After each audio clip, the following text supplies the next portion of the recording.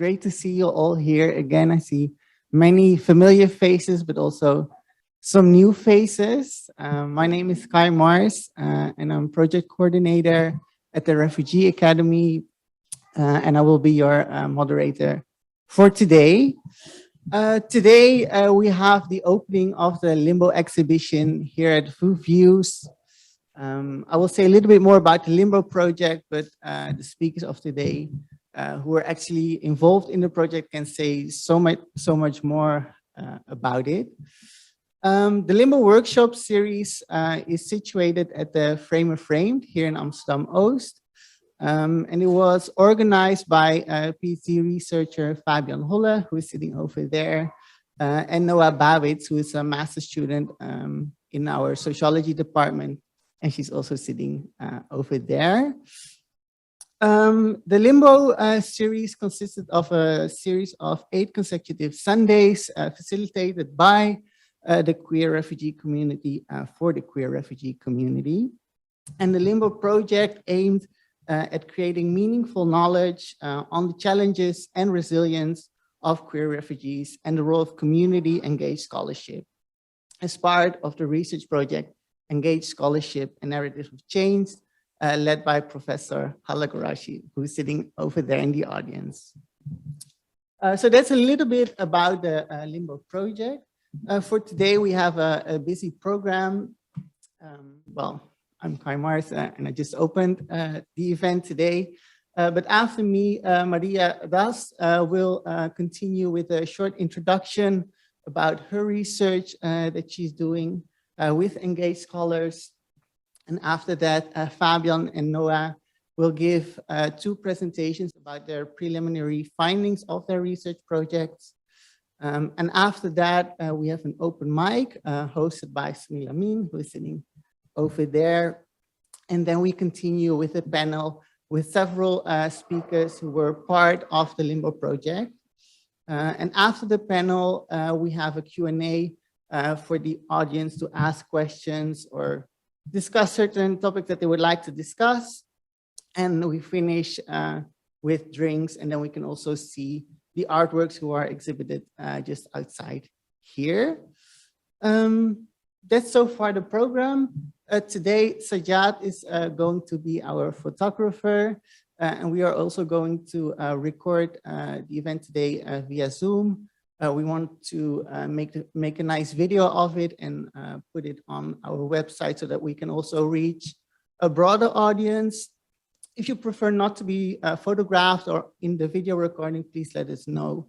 And we will make sure that we cut you out of the recording or don't make any photographs.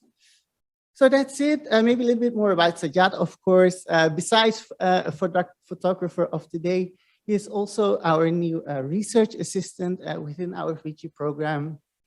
And he has done a lot of research on theater and cinema already and worked a lot with community organizations with LGBTQ+ refugees here in the Netherlands.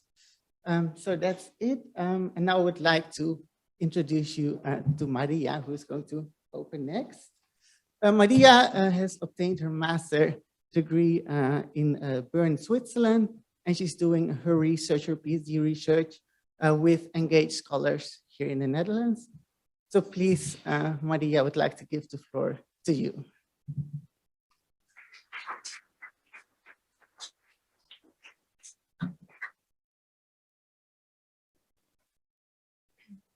Hi, everyone. It's such an honor to open the exhibition LIMBO at Views and to tell you a bit more about the very beginnings of this very inspiring collaborative project.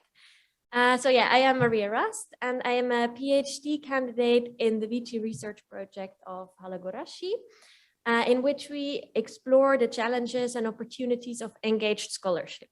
So this means we are researching and trying to rethink the role academia can play in contributing to societal inclusion of refugees. And we are especially interested in co-creative and artistic research methodologies. In autumn 2019, Alaa Ammar and I met Fabian Holle, who was at that time a research or a master student in our master sociology. And Fabian stood out as a student through their very active, critical, and inspiring contributions, to the extent that I got really curious about their background. So when I learned about their artistic history as an actor, dancer, theater maker, and drag artist, I knew that we needed them in our research project. And luckily, Fabian was also really enthusiastic about working with us. So together, Fabian and I developed an idea for Fabian's research, master thesis research, that was also connected to my own PhD research. And Fabian was interested in the role of art practices in the lives of LGBTQ plus artists with a refugee background. And this gave me the opportunity to learn more about the role of art in challenging and unsettling dominant negative stereotypes of refugees. But only a few weeks after Fabian had started the fieldwork, COVID-19 broke out, and of course, social measures were taken to contain it. So suddenly the artists that Fabian was working with were dealing with uncertainties, fears, and separation from their loved ones. And many artistic events were canceled, so they lost their assignments. And also our research team was struggling both professionally and personally, because of course we were also dealing with social isolation, and we couldn't continue our field work the way we had planned it. But most importantly, we realized that the participants had now more urgent issues in their lives than participating in our research. So at first we were really perplexed, and we decided to put our research on hold and just to engage with our participants on a personal level to make sure that they're okay. But actually, I was the one who was the least impacted by COVID-19 because I didn't do fieldwork at that time. So I had the most time to reflect on what was happening and what it meant for our research. So I soon came up with the idea that maybe instead of only connecting with our participants on a personal level, we could also try to think of a way in which our research could actually contribute and support our participants with the challenges they were facing. And that is how Fabian and I developed Art for Change, the predecessor of LIMBO. Through Art for Change, we tried to find a way and learn more about how to show solidarity through engaged scholarship in times of a pandemic. From March to July 2020, we collaborated with 10 LGBTQ plus artists with a refugee background. And Fabian engaged with these artists through online conversations, interviews, and collaborations. And we invited the artists to develop remunerated artistic works using creative writing, music, graphic design, and film about their experiences of COVID-19. So through processes of knowledge co-creation, collaboration, and curation, we documented stories of these artists' challenges and resilience during COVID-19. And we published those stories and artworks on our website. The stories and artworks are truly moving. They illustrate how the artists felt lonely, sad, and isolated, how COVID put their lives on a hold, stole their youth, and broke up their relationships, and how they were struggling with exclusion and fear. But at the same time, the stories also entail feelings of love, passion, hope, and imaginations of different and better futures. And the artistic work expressed rejection and resistance towards exclusion of refugees and the LGBTQ plus community. And the stories reveal how art can be used in a revolutionary way. And in fact, many participants or artists stated that COVID and participating in Art for Change also opened up a space for them for reflection and inspiration to think about what they wanted to do in their lives and also with their art. And in the end, Art for Change is an example of how art and arts-based research methods may open up a novel space for alternative narrative, critical voices, emotions, hope, and creative ideas that challenge and unsettle stereotypes concerning refugees, queers, gender norms, sexuality, and sexual practices. So through this project, we learned a lot about the challenges and opportunities of the role academia can play in times of a pandemic and in the lives of our participants. And although there were multiple challenges and of course limitations, I consider Art for Change as a very beautiful example of engaged scholarship, as an example of academic research that departs from and tries to contribute to struggles, but also talents, strengths, and resilience of LGBTQ+ artists with a refugee background. So I would like to invite all of you to take a look at our website and the stories and artworks that were published there. And I now would like to give the word to Fabian Holle, who will tell you more about how the relationships that were established through Art for Change then continued and resulted in this very beautiful workshop and exhibition Limbo.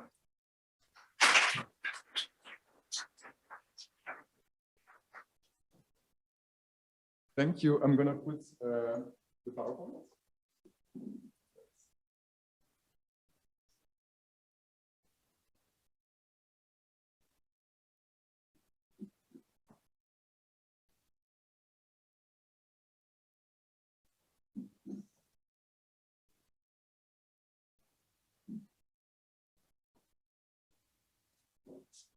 Hello, everyone.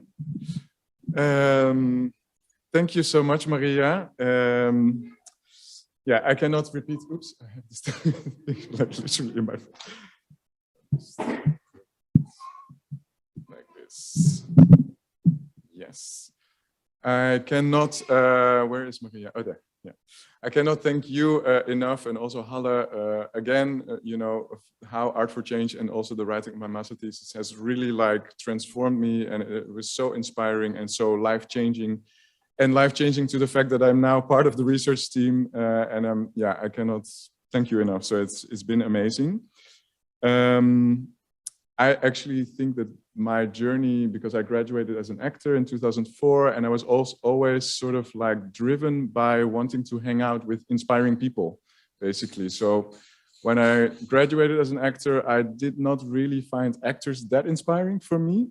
So then I moved on more to dancers, performers, queer people, activists, which were more and more inspiring. And I think that this also has led me to working now with the research team, and especially also with all the people in Limbo, which are like truly inspiring for me. So yeah, that has been my drive, and I'm very humbled and grateful for that. So this is like some snippets of Art for Change. And on the website, you can read much more about it. All the stories. And some of them, so I'm still in contact with most of the people in Art for Change, actually pretty much all of them. And some of them are also part of Limbo with like Aria. So Aria was already 2 years ago also in Art for Change, and some others as well, and are participating now in Limbo. And like the large prints in the container outside are Aria's works. We're going to talk about with Aria and all the others in a minute or later. But yeah, so it's also about long-term collaborations for me. So let's see if this works. Yes. So my research is about community engaged scholarship with queer refugees in the Netherlands. I use the term queer refugees because it's easier sometimes as a LGBTQI+ people with a refugee background. So I'll just make it simple and say queer refugees, but not always everybody is happy with that labeling. So I'm sorry for that, but yeah, it makes it a little bit easier to talk about it. So I'm interested in co-creating knowledge in creative ways together. And the Limbo project is, as Kai mentioned, still ongoing. So it's situated in Framer Framed, and I organized it with Noah. Kai already said all these things, so I don't actually have to repeat it. Yeah, it culminated in a public presentation. So we had workshops, 8 workshops privately. So where we were having a safer space to develop works amongst ourselves, but we also had an exhibition, a public presentation with performances. And just like now, so these are the moments that then are open to the public. So this is also a part of it, that sometimes we work privately, safely, you know, we need time to yeah, share stories amongst ourselves, and that it's safe enough to do that. And then there's moments like these to open to the public, also articles or other things to share the knowledge that we created. And we have gathered now 20 times, I counted. So we had 8 workshops, and we continued after the public presentation because everybody wanted to continue. Everybody was very happy about it. It was considered as very meaningful, also the public presentation. So we, on the spot, we're like, okay, let's go, let's continue. Noah and me were, we were like, okay, and we could continue in frame of frame. So we are actually pretty much all Sundays, with a few exceptions, still coming together. And actually yesterday was the last time before our summer stop. But so 20 times right now. And I am researching challenges and opportunities of this kind of research, of this kind of collaboration, co-creation with community, with the art institution, with the university. So I'm also looking at sustainability. So how can you make this research durational, sustainable? How does it work? Also, what's the impact, on individual level, but maybe also for the university or for the institution? So there's all like big questions, and there's way too early to say anything about it. So I want to actually focus on why I think it's important.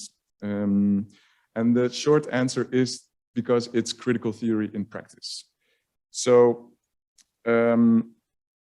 critical theory in practice, Maggie O'Neill is a scholar in the UK. She also works with art practices and biographical research, pretty much what I'm also doing. And she refers to critical theory in practice as knowledge produced, forcing us to abandon instrumental rationality and reach towards a more sensuous understanding that incorporates feeling, involvement, as well as cognitive reflection. So it's very academic written text, but basically what she says is that it's important to not only focus on the mind and the intellect, but also on the body, sensing and knowing through feeling, through experiences, and through sensing. And art, I think you can see it also as a universal language. It's another form of language, because the drawings that you see in Limbo, for example, they have stories behind them. They have deeper layers, different meanings.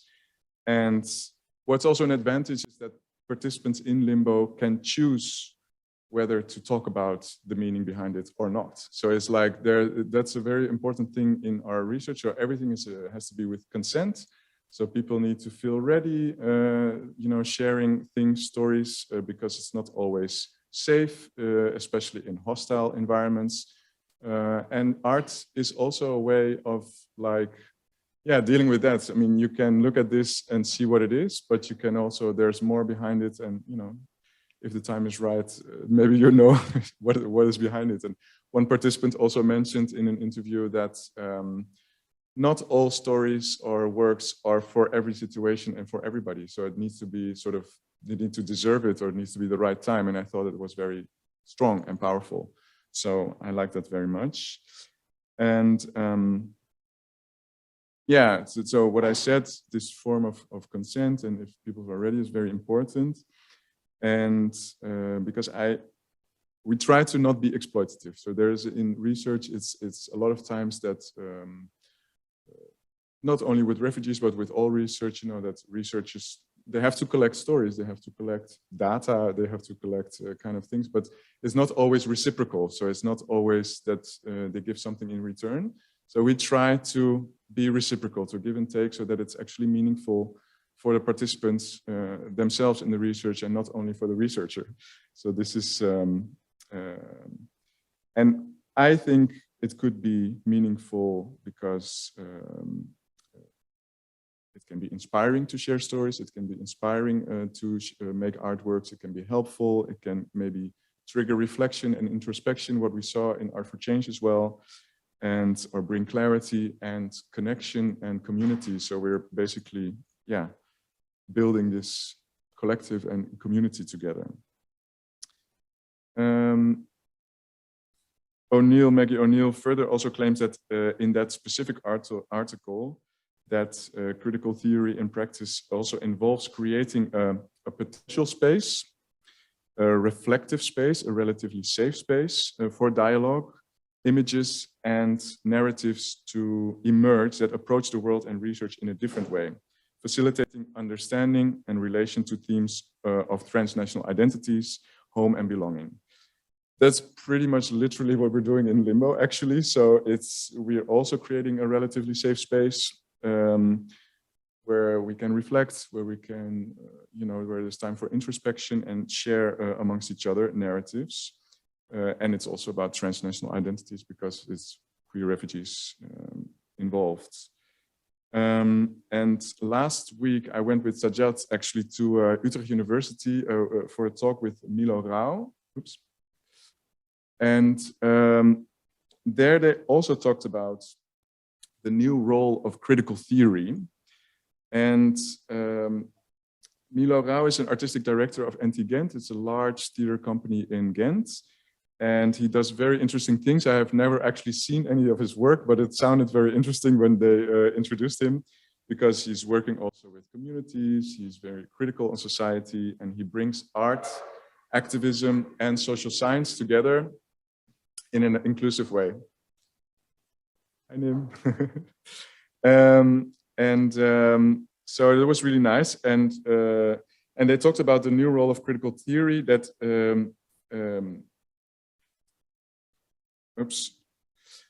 how it should provide new tools and principles for critique. Basically, that critique should bring us closer instead of further apart, instead of polarizing. That critique should assemble us, and that critique should offer places of bringing people together to share stories. And this is what contemporary critical theory in practice should be. And that's also what we're trying to do in Limbo. So these examples of Milo Rao and of Maggie O'Neill talk about, this critical theory contemporary. But what I've learned from Holle Gorashi is that this role of critical theory actually has changed over time. So before, it was sort of macro emancipation. Let's see if that's, yeah. So before, critical theory was trying to emancipate ourselves, liberate ourselves from macro structures, from dictators, from religion, from religion telling us about how to live, from the bourgeoisie, all these sort of like larger structures, and we telling us how to marry or who to marry or all these kind of things. And we did, we don't have dictators now in the Netherlands, for example. So we sort of emancipated ourselves from that. We are free to choose what we want to choose. So it has changed, and the power has changed, because we still need to emancipate ourselves, but not from these visible forms of power, but more invisible forms. And following Bauman, Halle also argues that this newfound freedom that we have leaves also individuals with all the responsibility to make their own choices. So it's not, so we are free, but we carry this responsibility to make all the choices, which is a big burden. And Bauman calls this the mixed blessings of freedom. So it's both a freedom, but also responsibility.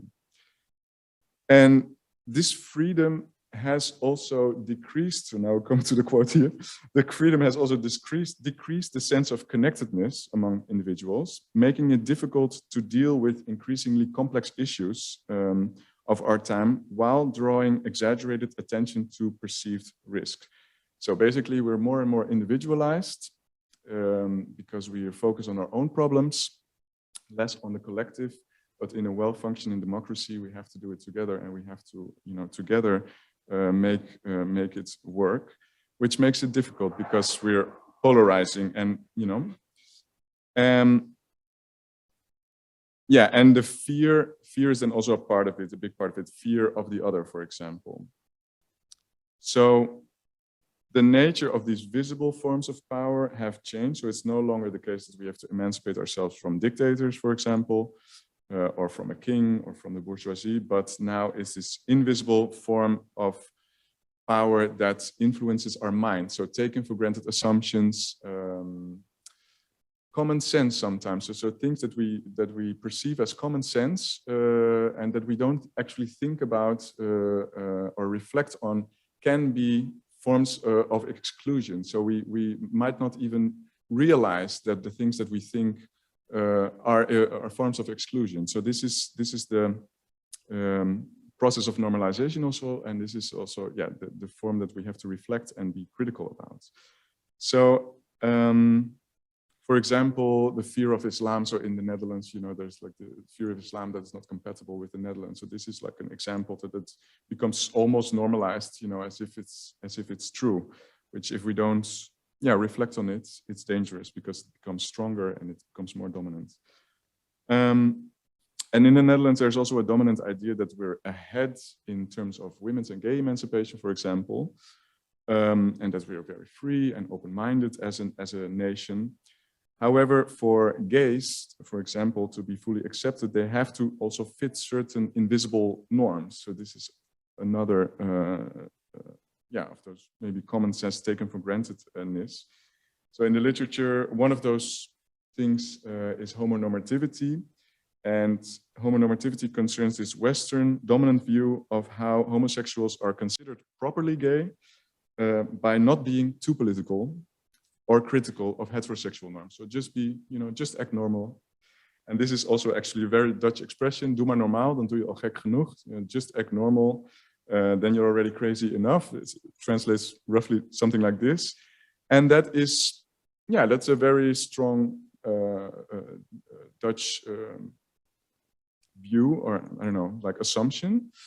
And that might seem innocent, but what is normal and who decides what's normal? Is that the majority?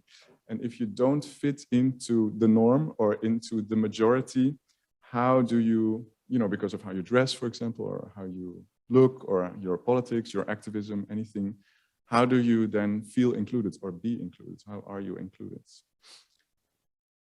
And in the Netherlands, you can be included, I think, but you should not challenge the way things are done too much. So it has to stay gezellig. So this gezelligheid also is this typical Dutch word that, you know, and it's also a very nice word, and it's also very important. I think it's also, you know, there's nothing wrong with it in principle, but it can go to such an extreme that, you know, we don't want to make things ongezellig by being critical or by being different or by going against, you know, the norm. So, Aminata Cairo explains very the translation is something, it's not really, there's not really a very good English translation. So it's something about coziness, but it's always in interaction with other people. So it's about social interaction. Another example is, for example, the Black Pete discussion. You can see how this discussion, how difficult it is actually to address these kind of things. And the main argument is also like, we have to stay gezellig. You know, it's a children's party, so it has to be gezellig. So it makes it challenging to have voices of critique and to go further ahead, basically. So to sum up a little bit, we don't need to emancipate ourselves from, on the macro level, from dictators or bourgeoisie or anything like that, more on the micro level, micro emancipation. And it revolves also this reflective capacity to become aware of these taken for granted assumptions, question them and be critical of them. And it also involves what Alaa Ammar also refers to as relational autonomy, which is this constant balancing act of individuals who take their role as democratic citizens to heart, and their struggle for autonomy will not end in absolute isolation from the other, from the long-term interests of the societies they are part of. So, because for a democracy to function properly, we need to stay in relation with each other, be open, learn from one another. And stories and art are a great way of doing that, actually, as opposed to becoming more individualized, more polarized, and busy with our own private concerns.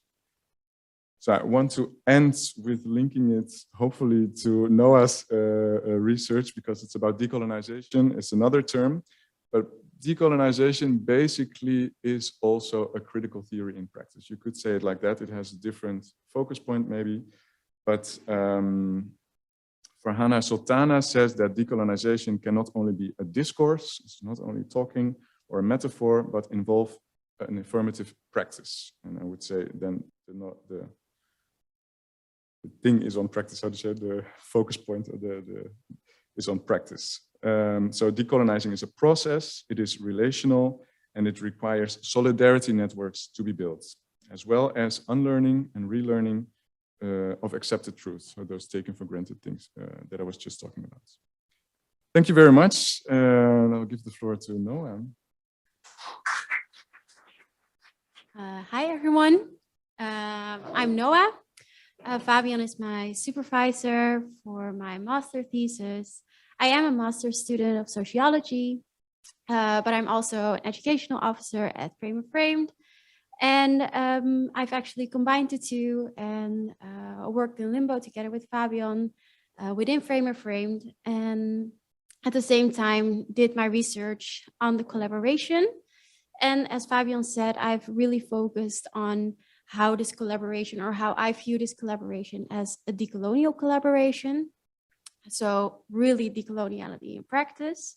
Yeah, and I will take you through my journey. I think Fabian and I complemented each other very well again. So Fabian covered all the theories, and then I will continue on how actually my journey was through all these theories in practice.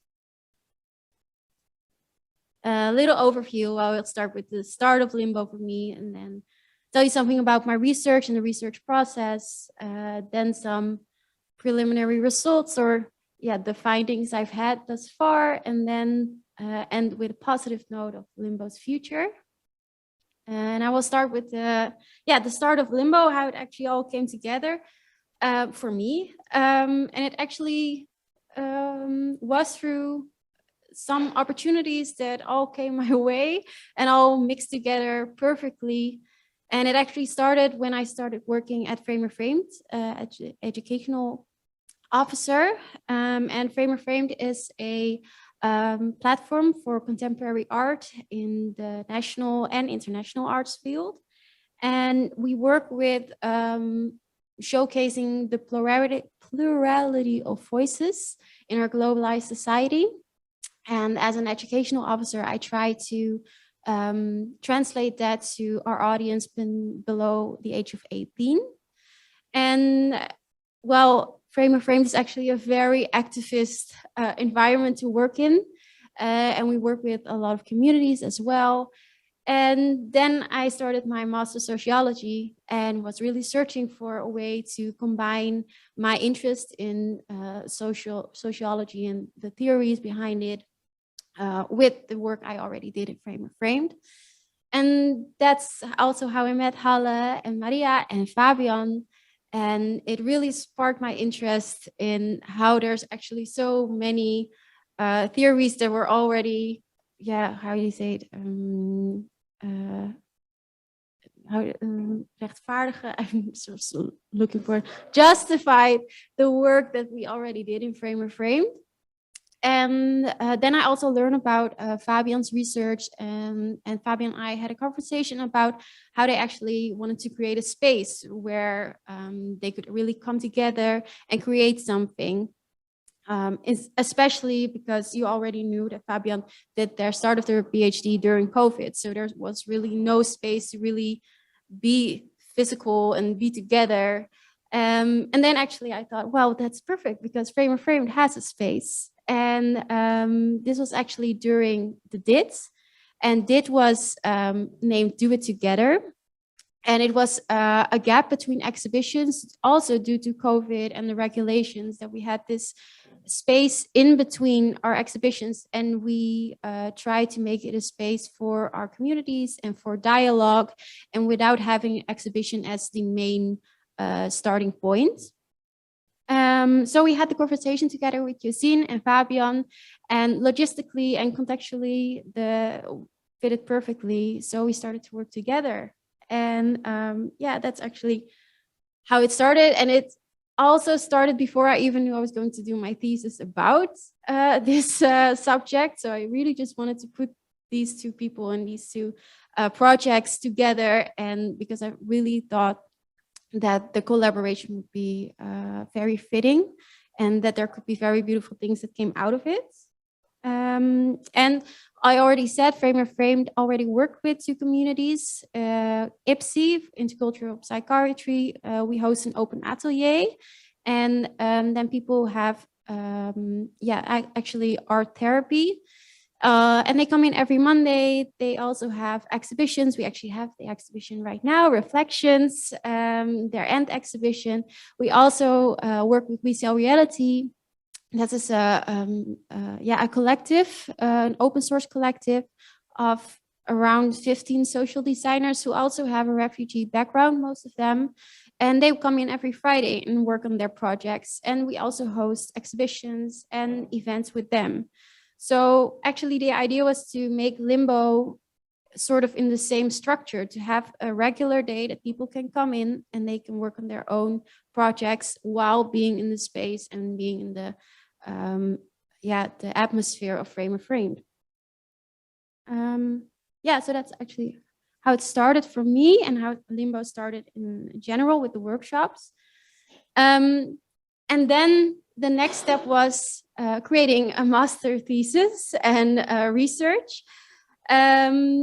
Because after some discussions and thinking and having some conversation with Fabian, I thought, let's just do my research about this. This is so special. I think there's going to be some extremely interesting results coming from this. And I actually also just really wanted to work together with Fabian and was really interested in all the workshop facilitators that were coming. So I just really wanted to be involved. And the research, as Fabian also said, and Kai also, is community engaged. And it was also something that really sparked my interest and made me want to be involved even more, because I am a first-generation university student coming from forced migration grandparents. So I'm really aware of my privileged position to put time and effort in my own education. So I really want to contribute to other people's life with the knowledge I get from my academic education. And that really fell in line with everything we do with Limbo, because it was about co-creation. It was about having this reciprocal relationship with the participants. And then my research was really about having not only the university, so not only the engaged scholar and the research and the participants, the queer refugee community in this case, but also the art institution. Like, what are the roles and what are the connections between these three? And so my focus was on the art institution, the academic institution, and the queer refugee community. And as I said, I wanted to have this co-creation, the same as Fabian, and this reciprocal relationship. And what's important for that was, for me and Fabian, the horizontal collaboration. So Fabian and I actually participated in all the workshop as fellow participants.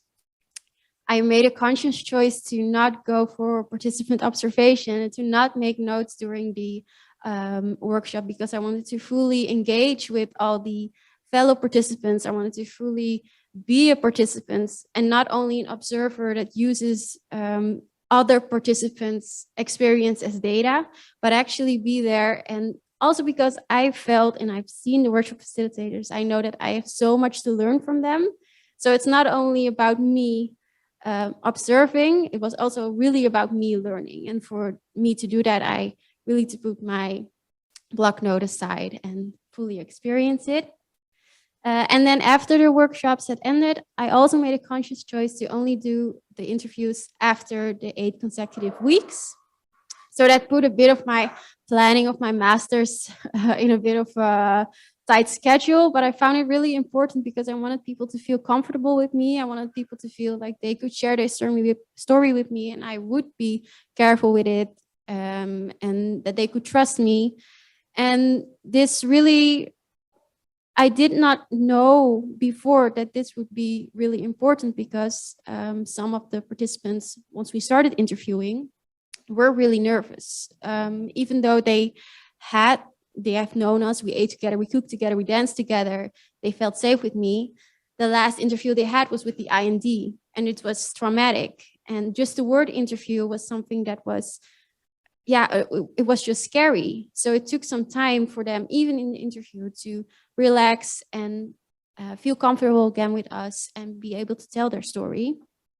So again, even though it put my planning in a bit of a tight schedule, I was really happy that I made the choice. And because even though, so for my research, it was a bit difficult, it made other people feel way more comfortable. And I think that's also part of that reciprocal relationship, that it's not only about me and my research and my planning, but it's also about making the other one feel comfortable.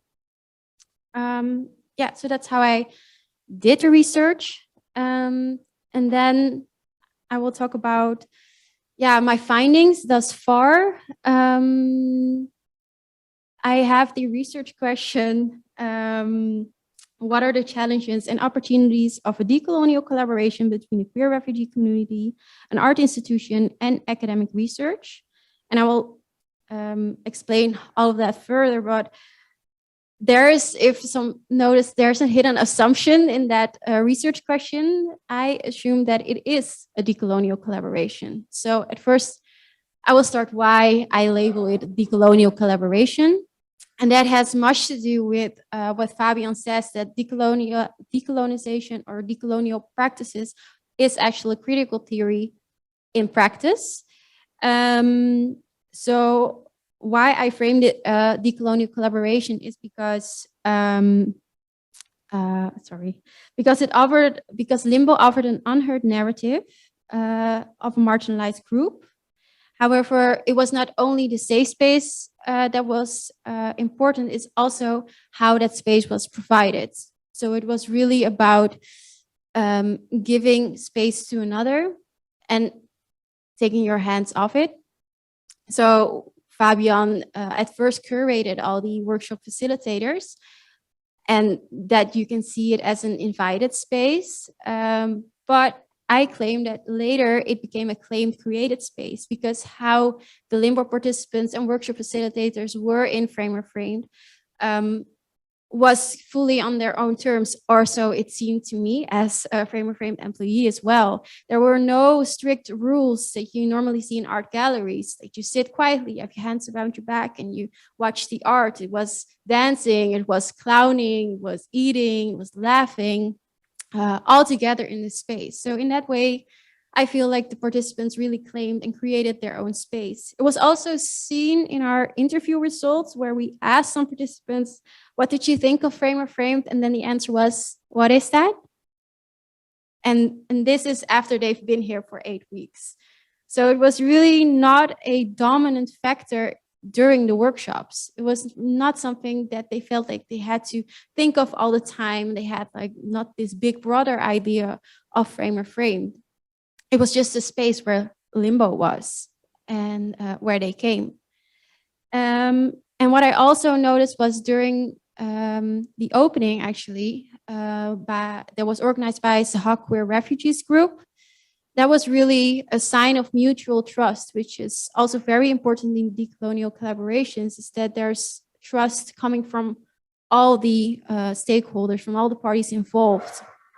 And that trust was seen in Fabian also, actually giving over all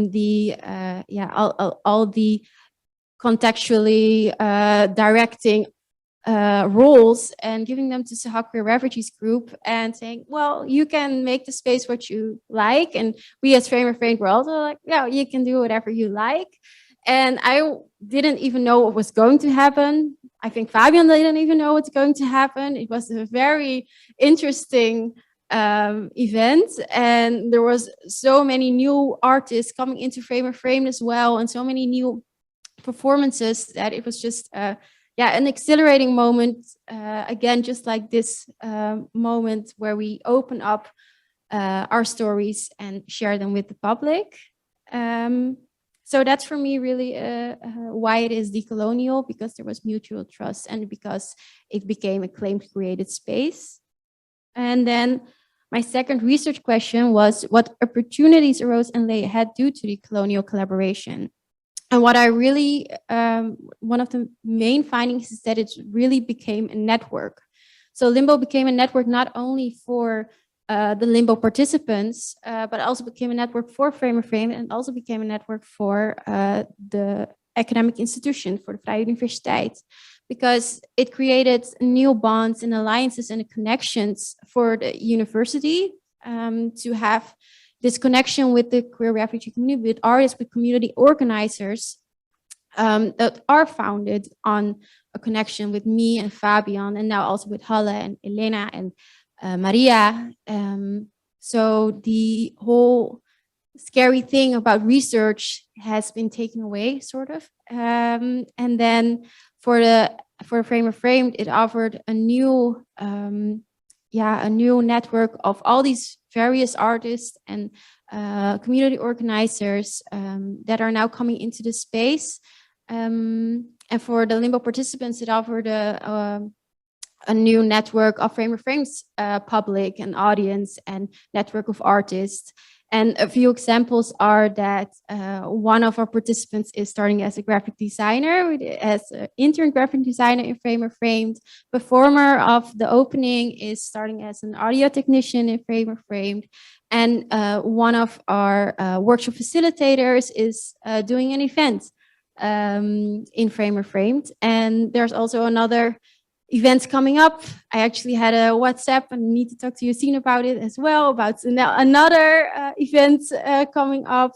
So we've also really found a way to connect to each other and have managed to find a space where people feel safe enough to invite their communities and the other way around. And then the third, actually, what challenges did the three parties encounter during the decolonial collaboration? That was something that I did not expect at first, but was really clear to me already after the first workshop, was that creating the safe space, maybe it was due to Fabian, maybe it was due to our lovely participants, but was not that difficult.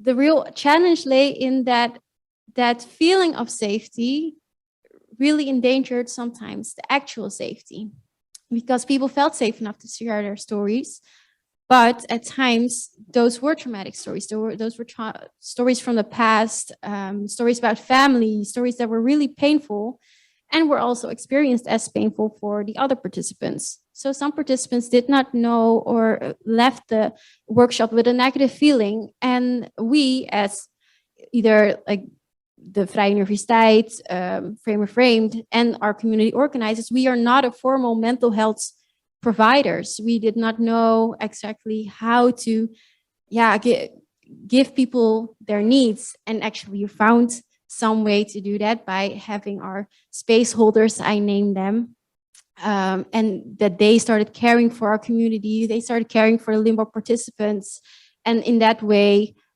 we sort of ensured our safety back again. But it is a challenge for the future, is how to actually be safe without having those formal structures.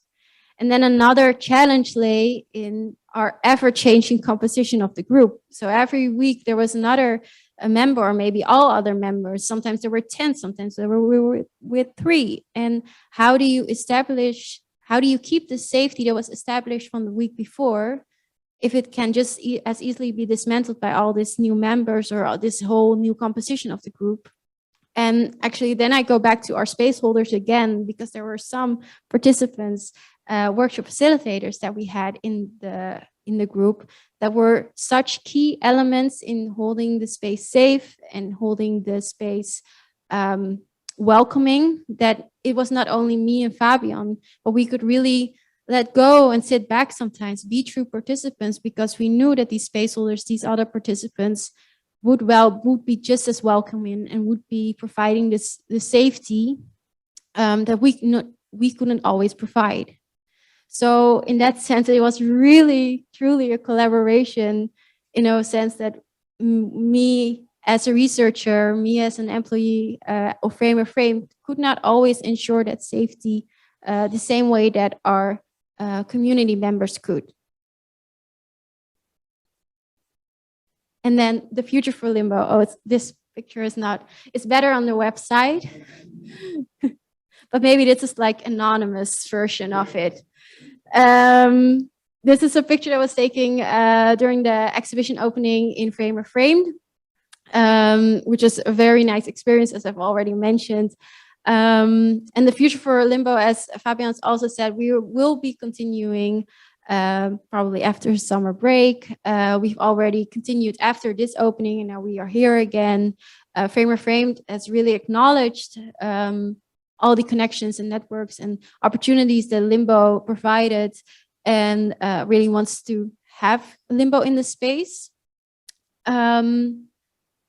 So I think the future for Limbo is very bright. I think some participants or people we've interviewed already said we should be like Stichting Limbo and provide healthcare. And there's already these grand ideas that I think are very fun to think about and brainstorm.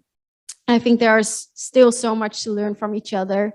And from everyone in the space, and all the new people are still coming in, because we also still have new members every week joining the workshops. So we still get so many new perspectives and narratives every week, and that has not ended since the exhibition opening. And I don't think it will end after this summer. And I think the group has really transformed into a collective, and I think the collaboration has really proved itself as a very strong connection to each other, where the knowledges were shared and there's knowledges that was created. And for me personally, it has been an incredible journey. I did not only gain that knowledge, but I've also have now very close relationships in my life that I appreciate on a personal level, and I'm so very grateful for.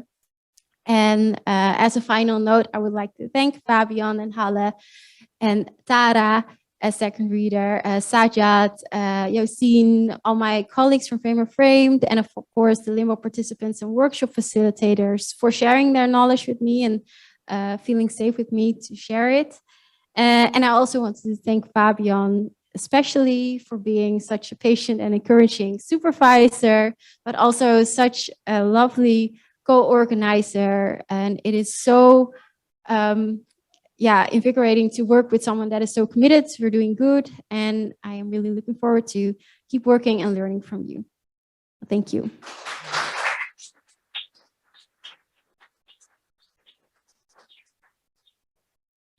Great. Well, thank you, Noah, also for sharing with us more about the Limbo project, how it came about, how it developed, and also how you would like to see it develop in the future.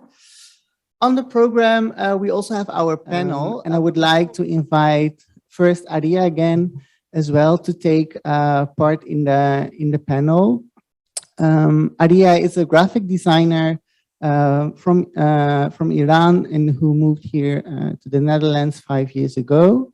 And as you also know, and as you can also see here in the Limbo exhibition, Aria makes digital artworks that represents kind of healing journeys into the unconsciousness. And these artworks, they are borderless manifestations of introspections about life, society, the past, the now, and carefully also dreaming intentions for the future. I think, Aria, you can say so much more about your artwork, but please first take place here in the panel as well, and a big hand for Aria. Then next, I would like to invite Alaa, also as a member of the Limbo community, also to take part in this panel. Alaa obtained diplomas in psychology and communication, if I'm not mistaken.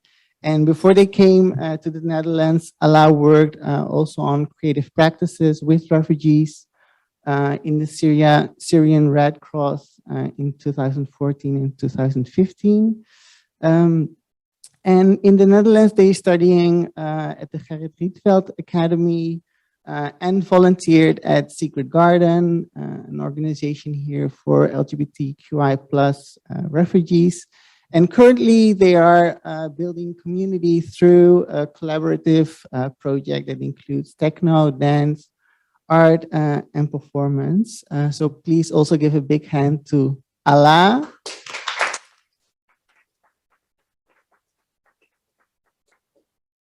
And I also would like to invite Lamin again to take place in the panel. You also already know Lamin, so a big hand for Lamin as well.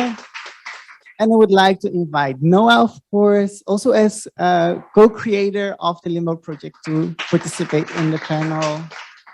And would like to invite Fabian, of course, also as a panelist. And finally, last but not least, I would like to introduce you to Elena Ponsoni, who is going to moderate the whole panel conversations. Elena is a thank you. Elena is an assistant professor at the Department of Sociology, and she's also part of the Refugee Academy and part of the project on engaged scholarship and narratives of change. And her research focuses on the inclusion of refugees in the Netherlands. But with further ado, I would like to open the panel and please, Elena, would you like to take over? Yeah, I feel really humbled to after these touching pieces of art and these soul-touching words to take the word. Actually, we're running quite out of time. We're running a bit late, so I will keep it short and skip some of my questions. But I think it's really nice to have now a moment to sit together and share also a bit about what this extraordinary experience of LIMBO has been. I am one of Fabian's supervisors, so I followed it a bit from a distance, but with a lot of involvement. Actually, I'm extremely enthusiastic about what you created together. So my first question was about how LIMBO started, but actually I think Noah already told some of this in our presentation, so maybe I'll skip that question and go directly actually to ask to Sunni, to Alaa, and to Arya, what it meant for you, what LIMBO meant for you, and maybe tell us something about how you experienced participating, but what it meant in your lives. Who would like to start? Arya? Okay, I can go. Go ahead. So we already started with Fabian at the beginning of pandemic for Art for Change. And that was the time that I started to design again after I moved to the Netherlands. And that was a little sparkle in my heart that I can do more with my designs. But after a few months, actually, because of the pressure of the pandemic and a lot of internally changes that was happening with me, and I couldn't translate it by words and communicate with outside world, it took me to create artwork, to let it go actually from the heaviness of those visions and inspirations. So, but it was all my own bubble, my own world that I was living it. And it was also pandemic. I couldn't be outside and I couldn't communicate with outside world. But when Fabian started talking about LIMBO, LIMBO for me was like a bridge to start to be outside and communicate and share with outside world and maybe inspire people that being alone and going inside yourself can also brings a lot of magic and miracles in our lives. So LIMBO was a bridge to help me to speak out and show my vision to the outside world. And of course it was safe, and because I still didn't feel safe in the Netherlands, in my own community, in the LGBT community, with a lot of struggles, but LIMBO was safe. I could speak. I could feel that I have a tribe, I have people, I have backup. So since then, I'm outside. I can talk loud. I can show my artworks to people. So it's not only my own bubble; it's everywhere, and it keeps going. Now I'm out, and I can share. Thank you so much. Really beautiful. Yeah. Yeah, for me, I can say in a good way there is Limbo is one of the necessary spaces to Amsterdam to have for LGBTQA plus communities, because I see since years many people in Amsterdam want to do something for refugee, but I didn't see something effective in a way can continue to bring actually more contact, more people, to attract more people to come and continue and see what is Limbo. And that is the place where I just experienced that is most of the project was coming for a story about refugee people, and then they disappear or they put it online or they use it for their own benefits and then have to go to another spaces.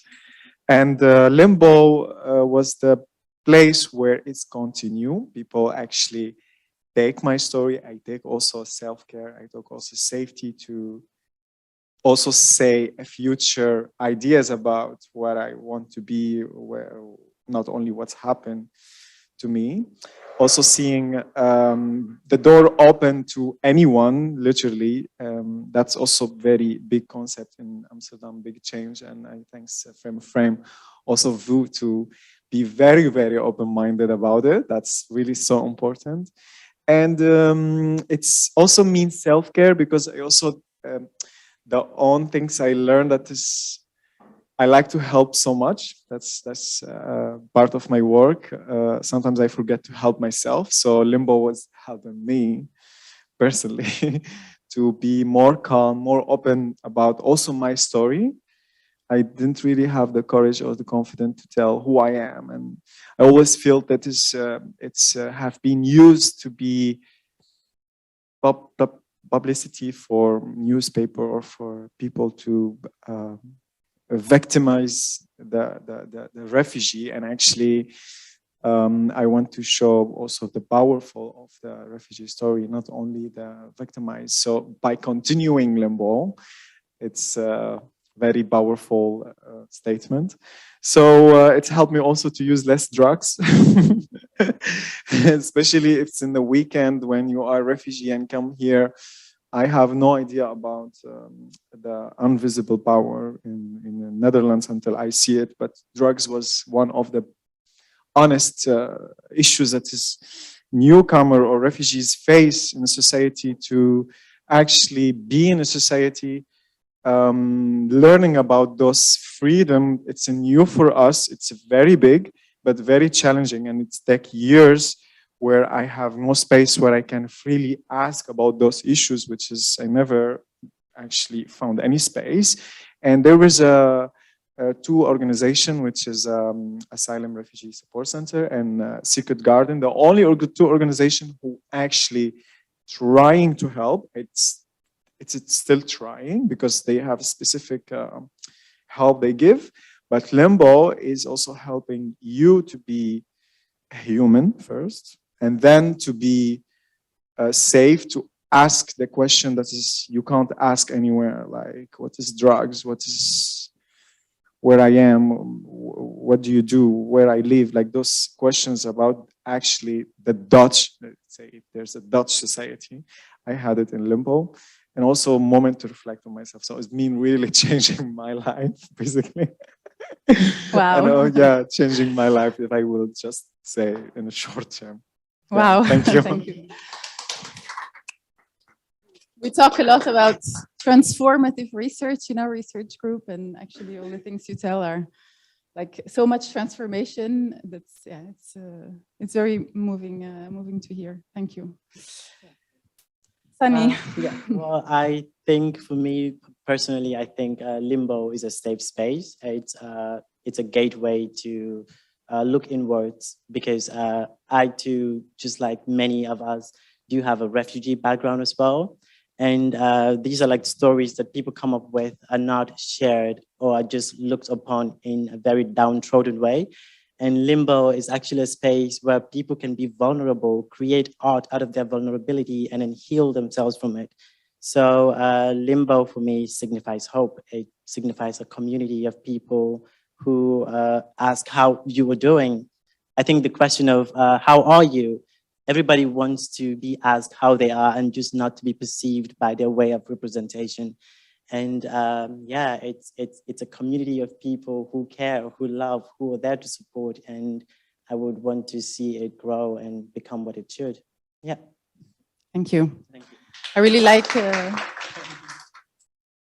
that actually in your three contributions, you see actually LIMBO very much as a safe space, which you could associate with a closed space, which is shielded, but also very open, like this openness, and also this window to society, this window to the rest of the world. So that's it's a very beautiful, yeah, tension there I see between this shielded and the openness. I have a lot of questions, but we are nearly out of time. Can we go on for another few minutes? Yeah. So I would like actually to ask maybe you two, what is a moment, and also all of you, what is a moment that yeah, that stayed with you particularly, that moved you or that touched you, or that you remember particularly in LIMBO? Yeah, maybe not everybody has to answer, but if somebody would like to answer this question, feel invited. I will start then. I think the moment for me was, I also talk about this in my research, is that I thought I knew what unsafety felt like in the Netherlands as a woman of color, but there have been, yeah, so many revelations and stories you've all shared with me that have really opened my eyes about, yeah, how you could also really feel unsafe here in so many different ways. And also, I've learned so much from your experiences, and I've learned so much about your resilience, and also your yeah, this fun way of looking at life you have. And but I also was really made aware of how little I know, and how little I feel about your experiences and about your refugee background, because I feel like I know you on a personal level, and we had fun, and then at one point there was a story about the boat trip to the Netherlands by one of the participants. And I know that me and Fabian were really shocked by the story. And then we had a reflection afterwards with Alaa, and Alaa really said to us, like, we were all on that boat. And it just really struck with me, and it stayed with me. Not that it was a metaphor, because not everyone came here by boat, of course, but it was like everyone went through that journey. And that really struck with me, and it made me realize that I will never fully understand, that I will never fully yeah, understand and have that experience. And yeah, and that really showed me how much expertise and how much I still have to learn from all of you, and will always have to learn from all of you, like that it will never end. Yeah, that was stuck with me. Thank you.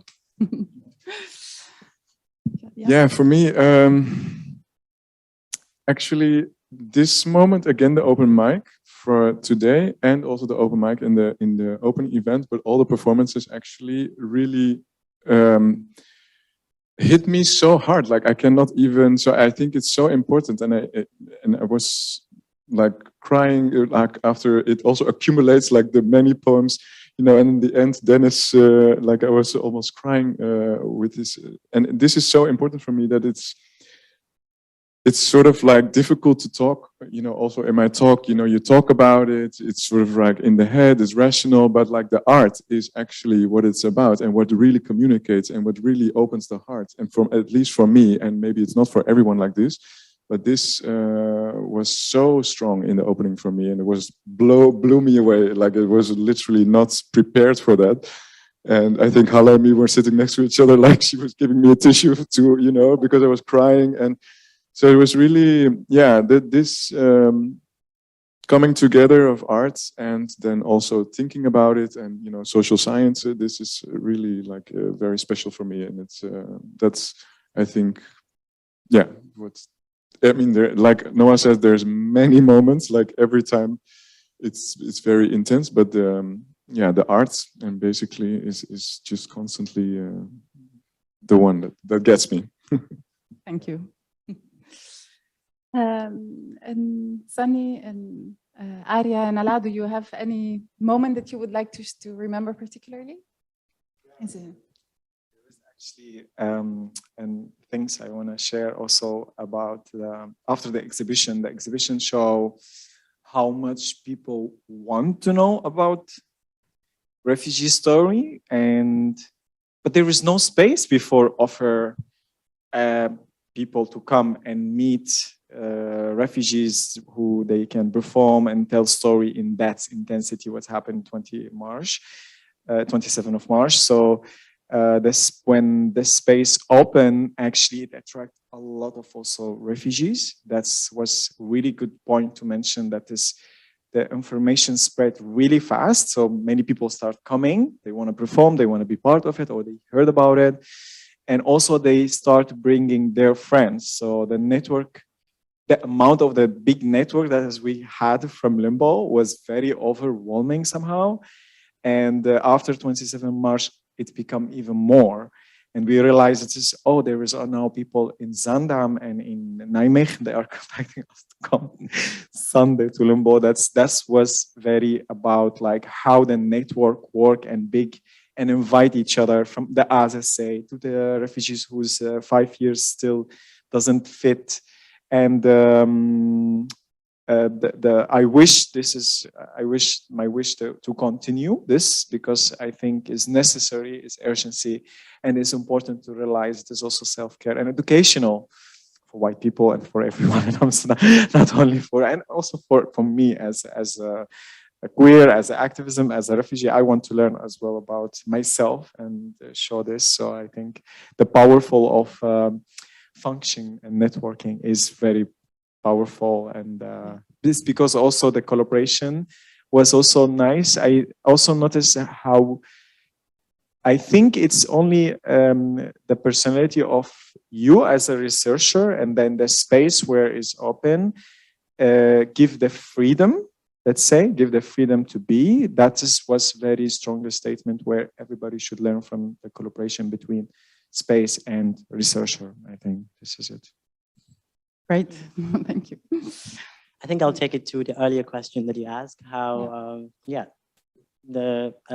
what we learned from LIMBO, what we will take with us from LIMBO. I think, in my entire life, I'm 23, and I have taken up so many identities. And I think for now, having to witness and experience this workshop with real humans telling their stories, and of course, they all stayed with me as well. But one of the participants best said it when she said, we all have different pains, but we carry them in the same way. So I think this is one which in a way just summarizes it all. And this is a statement that will stay with me for as long as I live, I suppose. And all together with everything created and told. Yeah. Beautiful, thank you. Arya, would you like to add something to end? I think this is going to be our last. Well, for me, it was like after 5 years, I could find a place that I'm fitting, and I could feel safe and share my stories, and I could see I'm not the only one to suffer from this loneliness and not fitting in the society. Then I felt really good and comfortable to be in LIMBO. So that's the thing I always tell to Fabian, shall we please continue at LIMBO, because I cannot stop this anymore. Yeah. So yeah, for me, the whole program is remarkable. Thank you. I actually wanted to ask what are the conditions to go on with LIMBO. maybe you can just say something very quick about it, and then I will round up.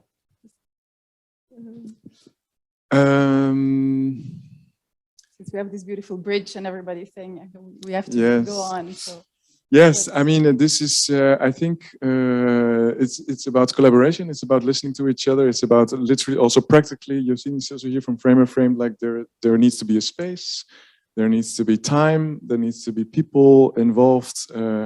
And for example, this thing of care, you also noticed it in your thing.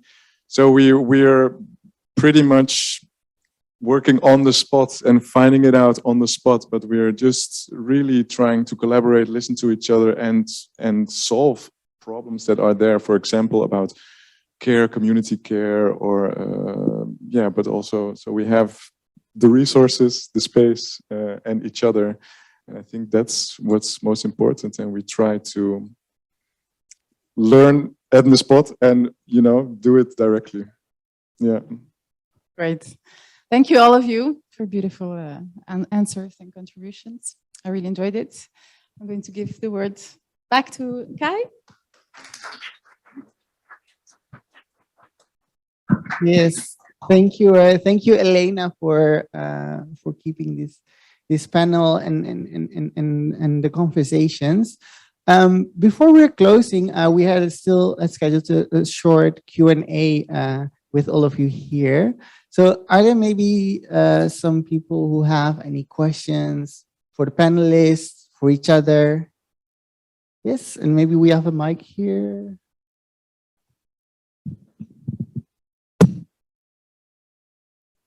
It's for the three of you. Do you think it's exhausting to always have to carry that identity around, to always have to carry the migrant identity around? I mean, just as people.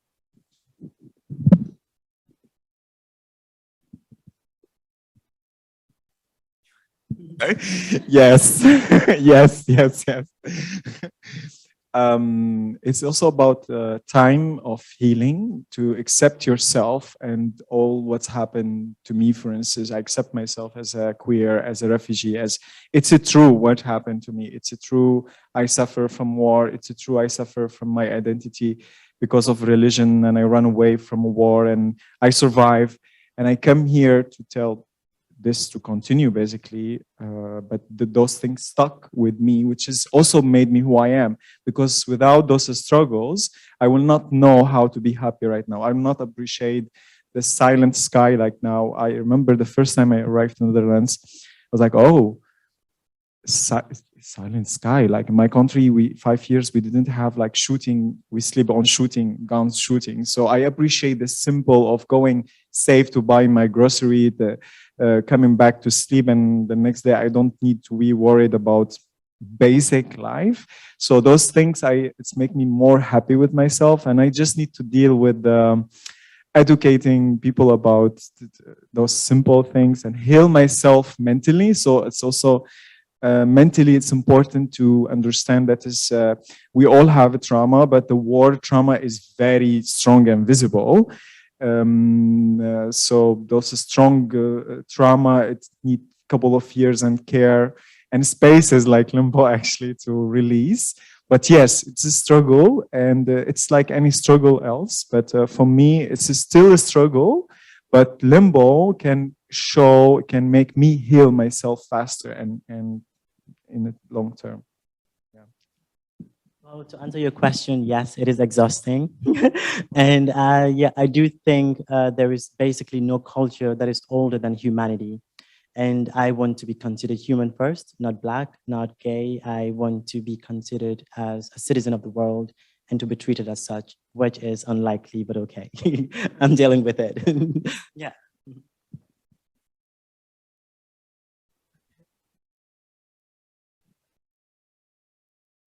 Actually, I have a remark based on the very important question asked. First of all, thank you so much for great performances and talks. I really enjoyed it. Very proud as well.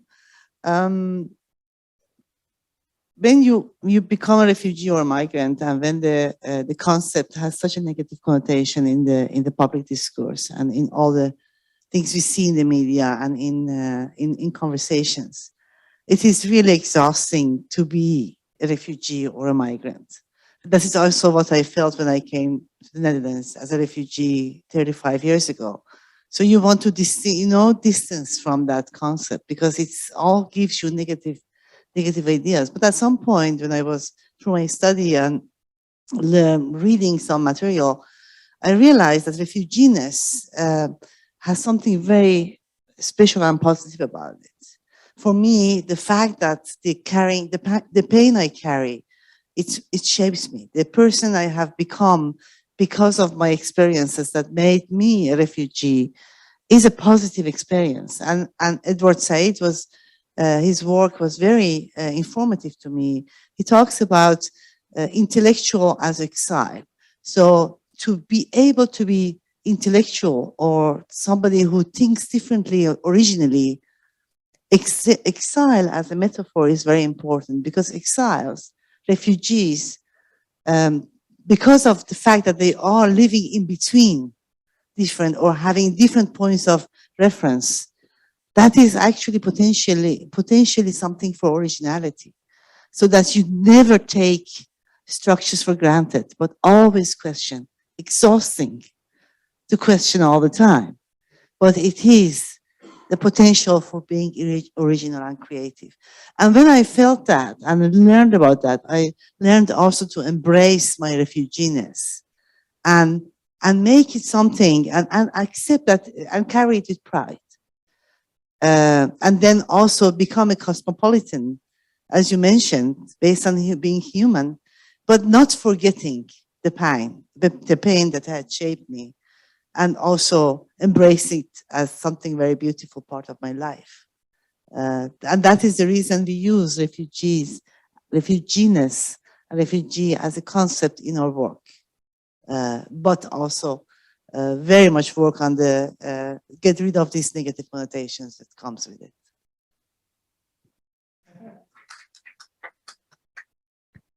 I really do agree with that. Yeah, I've always struggled with the title of a refugee because it really downgrades a person. And just by this identification, people really just want to take a step away from you. And I've always told people being a refugee is not an identity, it's a transition. It's a journey we take. And I think if any, we want to be identified as equals, we want to be identified as people that belong to a society or people that are trying their best to belong to a society because of crisis that they've gone through and have been through. And yeah, if anything you would take away from this event today, it should be refugee is not an identity, it is a transition. Yeah. I also want to say the word refugee, for me, it's like any word add to my life. As people call me also faggot, people call me crazy, people call me refugee, people call me queer. I don't know. I heard sometimes my name changed. My name is not Alaa, is Alaa, but no one can say this. Even my name changed. So this changes actually what actually make me who I am right now. And again, I appreciated the struggle, show me the way to be strong. This is how I can say a refugee. Thank you. And of course, enjoy the LIMBO exhibition, which you can see here outside. Wrapping up, when I look at LIMBO as an outsider, I see it as a kind of building space, building community, building solidarity. And I hope that now when we're going home, we perhaps can also take it as our personal projects to also build space, create space, and hold space. So I'd like to thank you all for being here. Thanks a lot, Fabian. Thanks a lot, Noah, for being the kind of founders of the LIMBO project. But especially also all the LIMBO participants, the community members. Thank you, Adia, Alaa, Sunni, for also participating today and really shaping LIMBO as it is now. And thank you all of you here who are participating in this event as well. So by now, let's finish this session and go see the exhibition outside. I see the sun has finally appeared again. So let's have some drinks, let's have some food and enjoy the LIMBO exhibition. Thank you very much.